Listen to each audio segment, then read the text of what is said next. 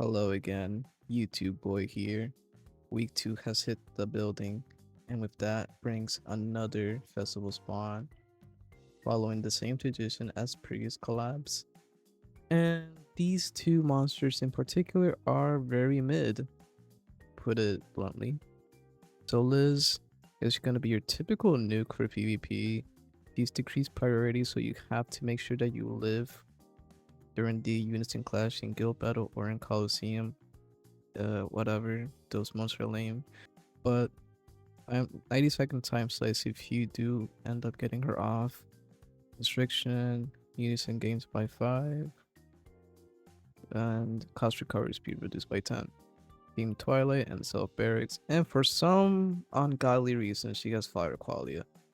This would make her, I think she would be the second collab Qualia, because the first one was Himmel from Frieren, and she would also be the second monster with Qualia with a dedicated PvP kit, which was introduced in our anniversary a couple months ago with Astaroth with Light Qualia.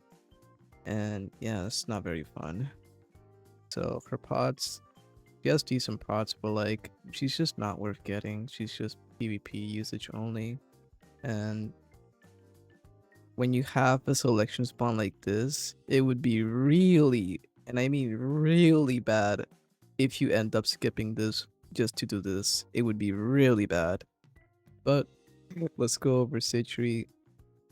So Citri can actually be used in PvE a little bit because she does have increased fire, water, wind, elemental attack. And she also does another time slice. I guess that's cool. Team Frenzy and Team Blessing is a really interesting combination, and self readout. She's like really bare bones. If you remove like the elemental attack, she's just dog shit. She's really bare bones for a 45 cost mon, by the way. She has +3 elemental attack and abstraction resistance, pretty good, but again, don't do this. Do not, please skip it. Please, for the love of God. So you got these two selection spawns, and I'm just gonna say right here, do this one, skip this one. This one's ass. This one's actually good. So the bare minimum you can get from these is a Soaring Swallow. Soaring Swallow is still decent if you're like fleshing out your elemental sets. I wouldn't particularly try to infuse them, but at worst, you're still getting something that's viable. The best thing that you can obviously get would be Triumph over here. Triumph is the best you can get. Currently, the only Triumph presents in this one are Fire, Triumph, and Time and Star.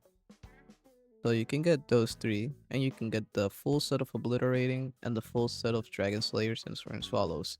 The only Dragon Slayers that are 44 cost are Water and Light, and all of the Obliterating sets are 44 cost. So one thing to note as well is that each time that you do this spawn, each time that you do all the 3 times, they're only gonna cost 30 gems. So 30 gems for each try, which is really good compared to the other times that we've had selection spawns in the past, where it would go up to 50 once you do your first try. So it would go 30 into 50 into 50 again, netting you to 130 gems. Instead, this one's going to be way cheaper at 90 gems only. So definitely take advantage of this. Please do this. Don't do this spawn. Please. And we don't talk about this one. This one's dog shit. So please do the selection spawn. Skip this spawn. And I think we're probably going to have one more spawn before the collab ends, if we're going by the usual tradition. So yeah, I'll just say it one more time. Please do the selection spawn. Do the weapon type. The armor type is very RNG heavy because it also has citadels and wards and the nulls. You're mainly looking for the translucent and bloom gears when it comes to the defense gears. But for weapons, you have really good options.